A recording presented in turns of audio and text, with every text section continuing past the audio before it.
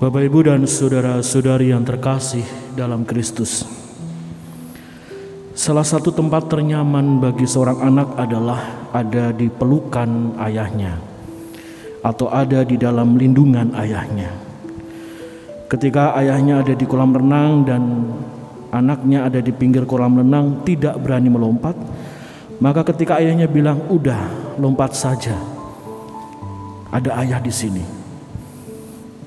Mungkin takut, tetapi akhirnya ada keberanian karena ada yang dipercaya akan melindungi. Demikian juga mungkin ada beberapa pengalaman dari diri kita yang mungkin kebanyakan orang juga merasakan, adalah ketika kita sedang SD atau SMP, kemudian ada yang ngajak berantem atau yang nakal sama kita. Kemudian kita akan bilang, "Awas nanti tak bilangin bapak." Gak ada yang bilang nanti awas nanti tak bilangin tetangga, gak ada. Tapi selalu yang dibilang adalah awas nanti tak bilangin bapak. Akhirnya seorang anak itu mempunyai figur pelindung yang sangat dekat dengannya. Dan ternyata ketika kita mencoba untuk merenungkan bacaan-bacaan pada sore hari ini, pada minggu ini, ternyata juga sama, bahwa kita itu bagaimanapun sangat membutuhkan Tuhan Yesus dalam kehidupan kita.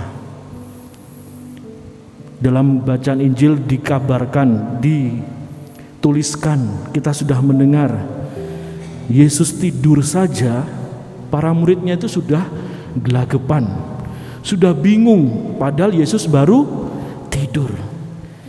Apalagi kalau Yesus meninggalkan mereka, apa tambah gak bingung?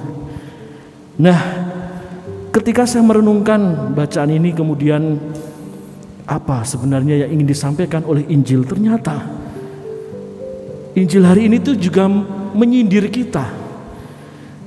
Jangan-jangan selama ini kita tidak merasa ditinggalkan oleh Tuhan, tetapi justru kita malah menyuruh Tuhan Yesus untuk tidur karena sifat-sifat kita.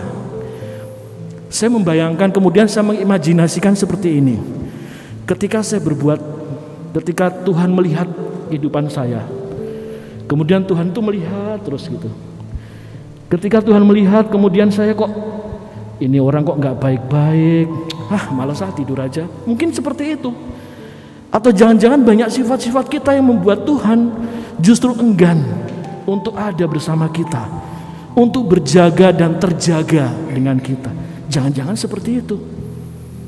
Oleh karenanya ketika kita menghadapi permasalahan, ketika kita menghadapi masalah, kemudian merasa bahwa Tuhan meninggalkan kita, atau mungkin Tuhan tidur dan tidak memandang kita, kemudian kita berseru-seru, "Tuhan, Tuhan." Dan sebenarnya Tuhan sudah mengingatkan kepada kita akan dua hal. Dan itu cukup menarik. Hanya ada dua kata yang nanti akan disimpulkan menjadi satu kata. Diam, tenanglah. Dan itu kemudian saya renungkan dengan satu kata, yaitu doa. Ketika perahu hidup kita, ketika sampan hidup kita dipenuhi dengan air, dipenuhi dengan angin taufan masalah, dengan air keputusasaan, maka ketika kita mengatakan, "Tuhan, saya akan binasa. Tuhan, lihatlah anakmu ini." Kemudian Tuhan akan mengatakan, "Diam dan tenanglah." Dua kata ini ketika kita renungkan, diam artinya kita mencoba untuk diam. Kemudian tenang artinya melepaskan segala apa yang menjadi beban hidup kita.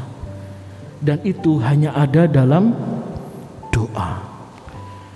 Artinya Injil hari ini, bacaan hari ini juga mengingatkan kepada kita bahwa doa sebenarnya adalah ketika hidup kita, jiwa kita, roh kita sedang membangunkan Tuhan Yesus yang mungkin sedang tidur dalam hati kita. Tetapi lebih daripada itu, yang diinginkan Tuhan adalah sebaiknya kita ikut terjaga bersama Kristus. Artinya bahwa hidup bukan hanya untuk kehidupan yang sementara, tetapi hidup kita juga harus dibarengi dengan doa. Doa harus menjadi rutinitas. Doa juga harus menjadi kebutuhan. Jangan hanya ketika kita mempunyai sebuah permintaan, permohonan, baru kita berdoa. Kemudian ketika dikabulkan, kita lupa apa itu arti doa, apa itu berdoa. Bahkan Bapak kami pun menjadi sesuatu yang asing. Oleh karenanya marilah kita kembali lagi kepada hakikat dan fitrah kita, bahwa kita adalah orang-orang pendoa, dan Tuhan sudah mengajarkan itu kepada kita. Tuhan memberkati.